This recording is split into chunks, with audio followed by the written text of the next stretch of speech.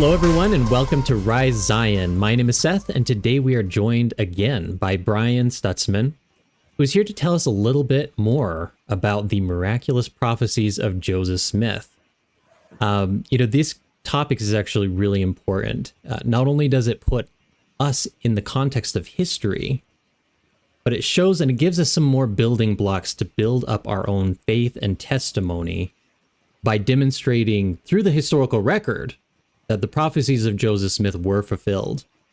And to me, this is really powerful. And a lot of antis like to point out, things that Joseph Smith supposedly said that didn't come true. That's highly in question, in my opinion. I believe that most of the prophecies of Joseph Smith came true and have yet to come true, or you don't understand how they came true.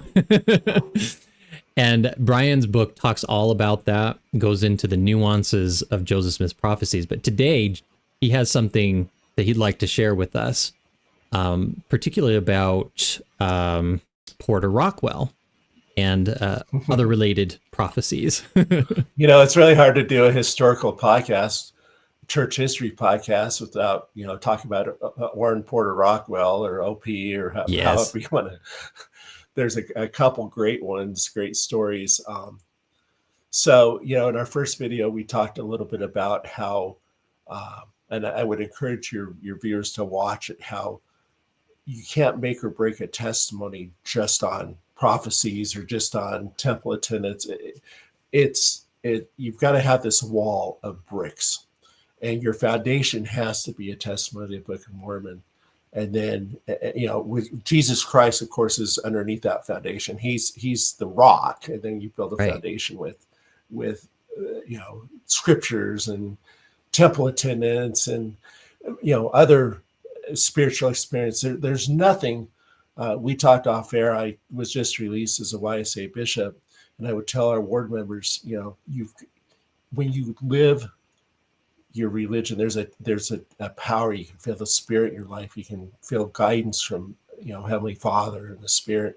That's, you continue to build. But understanding our church history, questions and doubts come up when you only have a fragmental understanding of different events.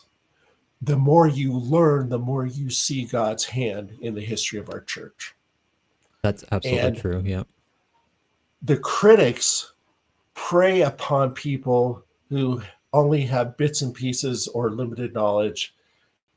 They haven't taken the time yet to study everything about certain events that might have happened. If they're really caught up on hearing about one thing, be it Mountain Meadows, there's some really great in-depth podcasts that really clear that up. But critics take just bits and pieces. Well, the prophecies of Joseph Smith in the book that we put together called The Timeline of Joseph Smith's Prophecies, we have a couple chapters about understanding prophecies in the Bible, what the Old Testament scriptures mean by every prophecy has to come to pass, and the context and biblical prophets. And so today, let's talk about our second segment here, about Warren Porter Rockwell. Most members of the church know the story, at least partially, that Governor Boggs of Missouri was sitting in his chair in his house, and a would-be assassin shoots and misses him, doesn't kill him. This is when the saints were in Nauvoo in the early 1840s, right? Yeah. And somebody out in his yard, in Boggs's yard, takes a gun and shoots him. And incredibly, Warren Porter Rockwell was in Missouri at the time, in the same town. So he was there. He had people would say he had a motive, because it was Governor Boggs' extermination order that caused us to leave Missouri and have millions of dollars stolen from us and property, women raped, people killed and hurt and beat up. Right. Okay? Yeah. We were terrorized. Okay. So people would say he had motive, he had means, he had guns. Porter Rockwell was known, as a marksman. In fact, in my first book, I talked about Porter Rockwell's first confirmed kill. And he also said that was a history of Warsaw, Illinois. Porter Rockwell also said that he never killed a man that didn't deserve to die. Yeah. Okay. So Rockwell was there. He had skills and he had motives and he had means. And his defense was, well, you know, it wasn't me, because if I would have shot Boggs, he would be dead. Yeah. Would have been Or Rockwell. So Rockwell gets down to St. Louis, Missouri, and they bounty hunters find him. They arrest him. They bring him back to Independence to stand trial, to potentially, with charges at least, to be ready to stand trial. And Joseph Smith made the most incredible prophecy. Here is a hated man with means, motives, and he was there being charged for this crime. And I like to read this because it's March 15th, 1843. Yes, please. Rockwell had been arrested 11 days earlier in St. Louis and had been taken to Independence on March 15th. He's prophesied this. And this is recorded in the History of the Church, Volume 5, page 305. Joseph says, I prophesied in the name of the Lord Jesus Christ that Orrin Porter Rockwell would get away honorably from the Missourians. Okay. Really? How is that going to happen? An oddly specific prophecy. It's like this this guy who just killed this healthcare CEO that they arrested. Oh, yeah. It's like somebody saying, oh, he's going to get, somebody prophesying that he's going to get away honorably. Are you kidding? Yeah. The odds were just stacked up. Well, guess what? In December, 9 months later, after Joseph Smith made this prophecy, there was not enough evidence, and they let Orrin Porter Rockwell go. Good. Yeah. Well, now, to be clear, though, the guy who shot the CEO deserves it. He deserves to be in prison. I'm just saying the odds were stacked against Orrin Porter Rockwell, like they were like the CEO. In terms of what everybody thinks that Porter Rockwell is going to get what he deserves too, right? So. Right. Maybe that's a bad analogy between the healthcare shoot. But what I'm saying is public opinion was, we got our guy, Porter Rockwell is going to probably hang for this. And we got him. Means, motives, skills. He was there and we arrested him. And Joseph says, no, he's going to get away. And people say, so that's a remarkable prophecy, because it's going against the conventional wisdom, right? It's completely opposite of what everybody thinks. And it was just absolutely amazing. Yeah. Now let's talk about the another amazing prophecy of Joseph Smith. This gets into June 25th, 1844. So we're going to skip ahead. Okay. Joseph is in Carthage. He's been charged, expositor, newspaper incident. And by the way, we have a museum in Nauvoo, and I hope to do a podcast with you on that. Of course, yeah. We're immediately next door to where the expositor newspaper used to be. So this is really right through the wall. Okay. So this is really kind of home for us. Joseph Smith was charged with riot for just helping his part in ordering the sheriff to destroy the newspaper. And then riot, and then he was charged with treason for declaring martial law, and they couldn't post bail for that. So the first night Joseph's in Carthage, he's not at the jail. He's at the Hamilton House, a few blocks from the jail. On the other side of the courthouse. And you come to Nauvoo, I'll take you to these places. I'll take you to where the Hamilton House used to be. That'd be fun. And he's staying there with some people, Hiram and I think John Taylor and Willard Richards had joined him by then. They were staying at this hotel and a boarding house, restaurant. There were also his enemies there. And he comes down in the afternoon of Tuesday, June 25th, 1844. And he confronts these people in this room. I think they were eating or something. And I've got to read this to you because I can't do it justice. Okay. Joseph comes down and he says to them, basically, he says, hey, he introduces himself and he says, do I look like the kind of person that you've been led to believe I am? Hmm. And they said, "No, sir, your appearance would indicate to the very contrary, General Smith, but we cannot see in your heart, neither can we tell what your intentions are." And Joseph replied, and this is just so, well, let me just read this to you. Okay. Joseph replied, "Very true, gentlemen, you cannot see what is in my heart, and you are therefore unable to judge me or my intentions. But I can see what's in your heart and will tell you what I see. I can see that you thirst for blood, and nothing but my blood will satisfy you." Hmm. Then he goes on and says, "I prophesy in the name of the Lord, you shall witness scenes of blood and sorrow to your entire satisfaction. Your soul shall be perfectly satiated with blood, and many of you who are now present shall have the opportunity to face the cannon's mouth from sources you think not of." Hmm. Then he ends by saying, "Gentlemen, you will find what I have told you to be true." That is June 25th, 1844. And February 22nd of 1847, a remarkable thing happened. Uh-huh. Joseph had been murdered, first presidential candidate assassinated just 2 days after this prophecy at the Carthage jail. Hmm. And by the way, he wasn't killed inside the jail.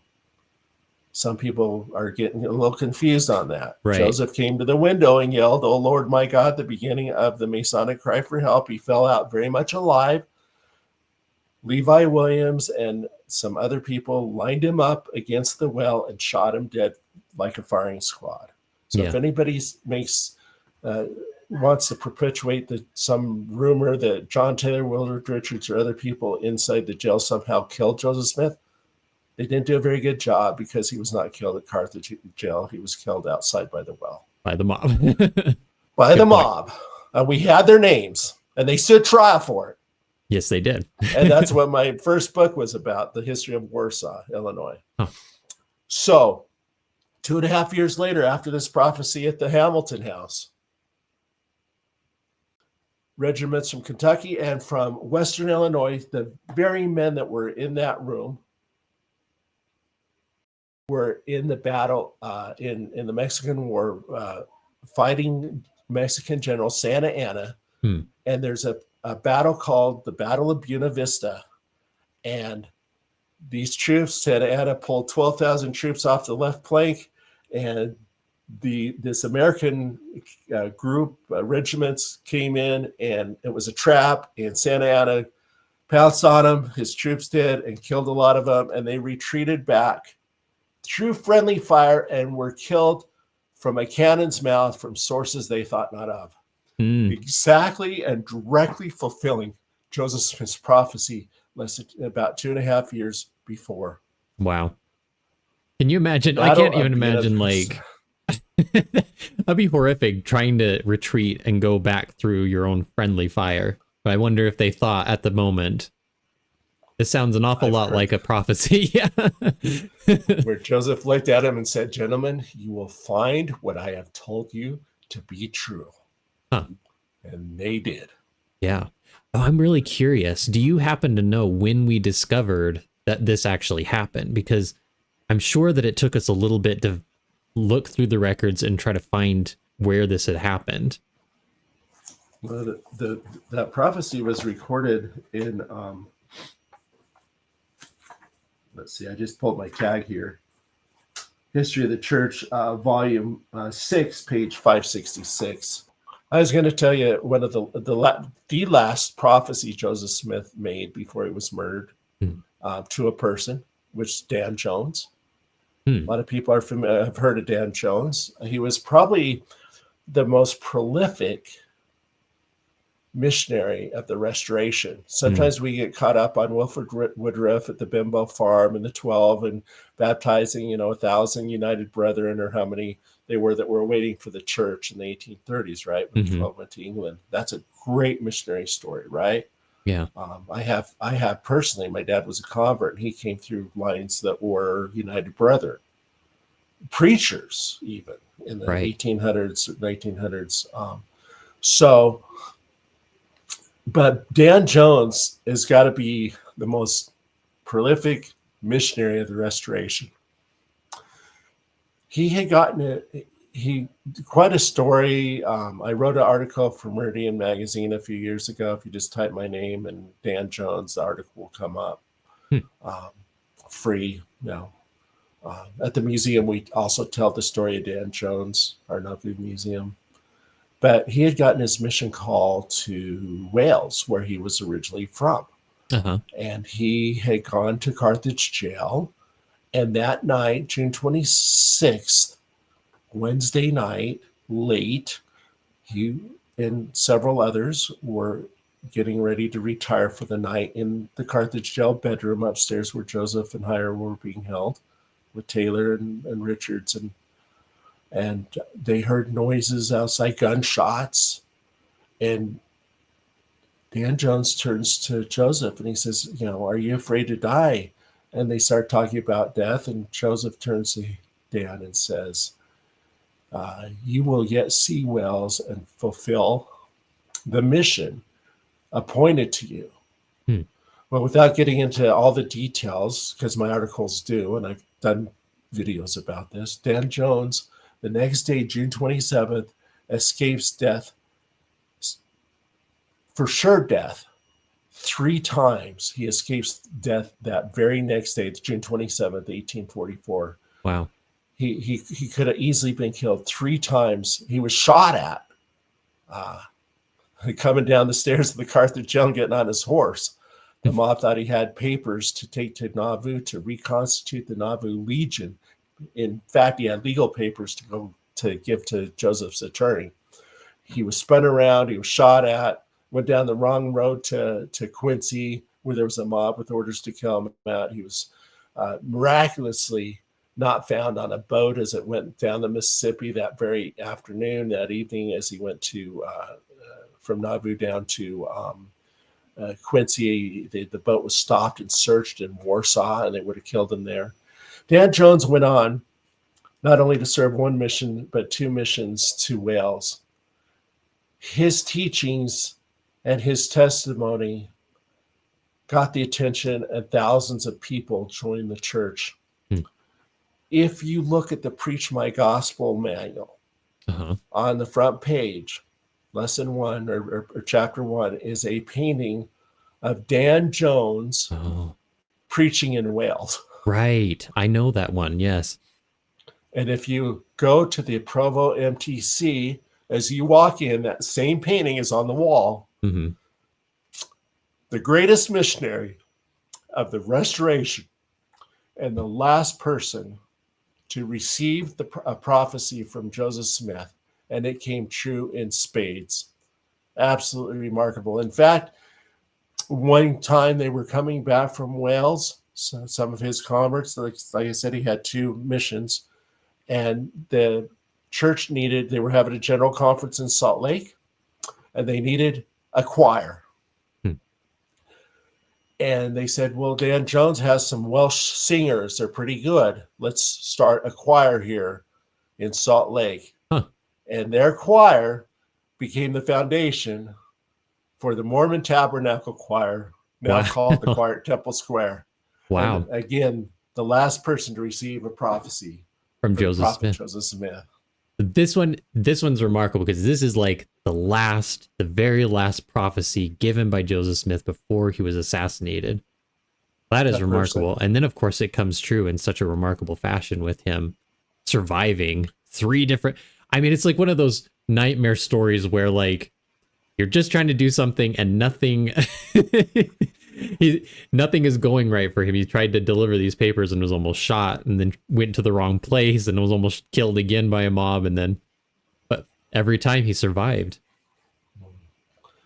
Dan Jones, absolutely incredible. He could preach for 8 hours and keep the audience's attention. In fact, when he was in Wales, he would decide, well, next week I'm going to go over this other city, and he would write letters to the mayor and to the other preachers. He says, I'm coming to your town to preach the gospel, and I'm going to baptize you. Oh, yeah? pretty bold. And they come out and say, who is this guy? It's like, okay. My intention is to baptize you. He was absolutely incredible. Quite a story there. Let's end by just maybe telling you, by talking about one of the last prophecies, not by Joseph Smith, but the prophetic spirit was just around him. And one of the last forward-looking statements made by somebody else about Joseph Smith, okay? Okay. When Joseph Smith was martyred, killed in cold blood, the critics of the time, I mean, they echo kind of our critics of our time. Thus ends Mormonism. Joseph Smith's dead. Thus ends Mormonism. Big time newspaper headline. People say, "Oh, we got a snake. We cut off its head. It's Mormonism is dead." With quite a lot of glee, I imagine, as well, for a disgusting act of murder. How wrong were they? Yeah. That way. But this newspaper editor in New York wrote, and you've got that, and I hope you'll put it up. Absolutely. That essentially, people are familiar with what one that says, he'll, people will remember him. But this particular one in New York is just absolutely powerful. He talks about how, in the future day, people won't remember half the names of the statesmen that we all know today, but Joseph Smith will get his own page in the history of his country. And people are like, what are you talking about? This no-name farmer prophet. Yeah, out there. This is incredible. Well, in 2015, the Smithsonian in Washington, D.C. published a magazine of the 100 most influential people in different fields. And in religion, number one, getting his own page in the history of his country, is the prophet Joseph Smith. In fact, not only does he get his own page, he gets a page and a half. Perfect. Absolutely incredible. Yeah. Okay. Well, thanks for having me on this show. You bet. In terms of influence, I would say that Joseph Smith certainly deserves a page and a half at least. In the history of his country. Yeah. Number one religious figure. Well, thank you so much, Brian, for sharing these stories with us today. We are pleased to always hear these stories. These types of stories bolster our faith, boost our faith up so that we can, just keep going. Even when things get difficult, we can look back on history and kind of remember these things. And it kind of helps us get by a little bit. And that's kind of the purpose of this channel. I'm really glad that you were able to come here and tell these things to us. So thank you so much. And everybody out there in the audience, if you haven't already, please make sure to like, comment, and subscribe. And until next time, bye.